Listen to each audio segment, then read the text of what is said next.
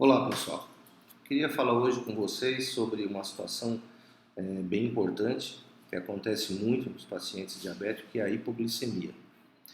Então, a hipoglicemia, ela é o nome que a gente dá para quando a glicose está baixa no sangue, né? Ela pode acontecer por vários motivos, mas é mais comum acontecer em pacientes que estão usando remédio ou insulina, né, para diabetes. É normal a nossa glicemia ficar em torno de 70 a 140, mais ou menos, e o nosso organismo usa uma série de mecanismos, né, como secreção de alguns hormônios, por exemplo, para manter ela dentro dessa faixa. No jejum, né, ela vai baixando e o organismo faz ela subir.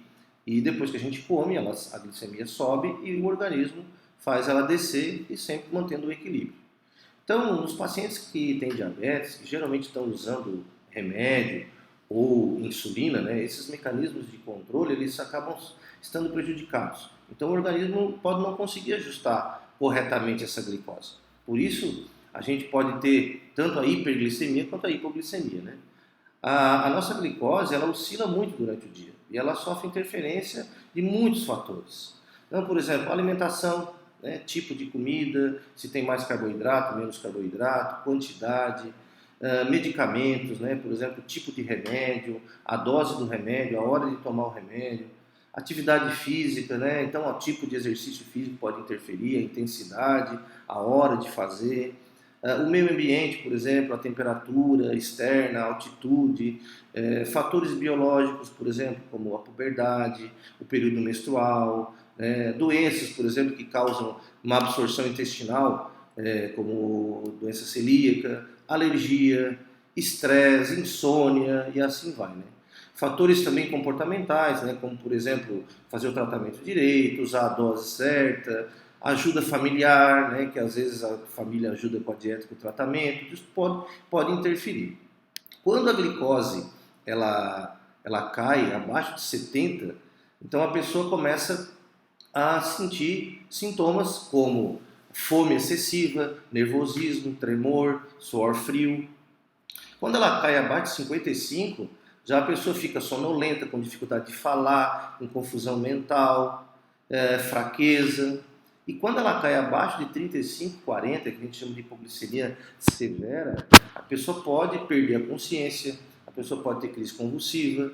E essa situação ela está bem relacionada com o aumento de mortalidade, né, e também com perda da função cognitiva, que é a capacidade da pessoa de aprender, de raciocinar, etc. Né?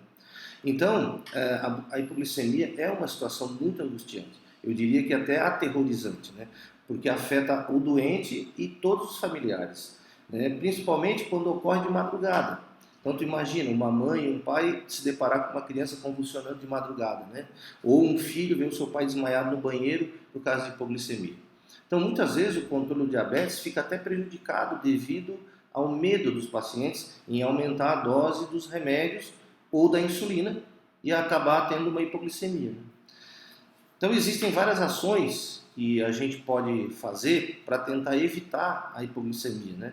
Como por exemplo uma alimentação adequada, né, com qualidade, né, horários certos.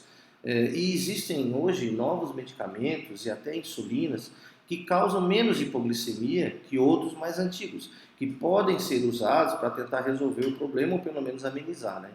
Existe também a tecnologia, né, alguns aparelhos de monitorização, por exemplo, da glicose, que além de não precisar mais furar o dedo, eles ajudam a controlar melhor a glicose e ainda informam, por exemplo, se ela está subindo ou descendo, o que pode ajudar muito para a pessoa já se prevenir, né?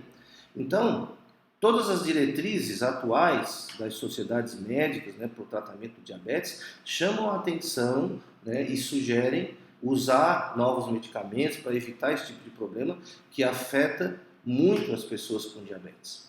Obrigado.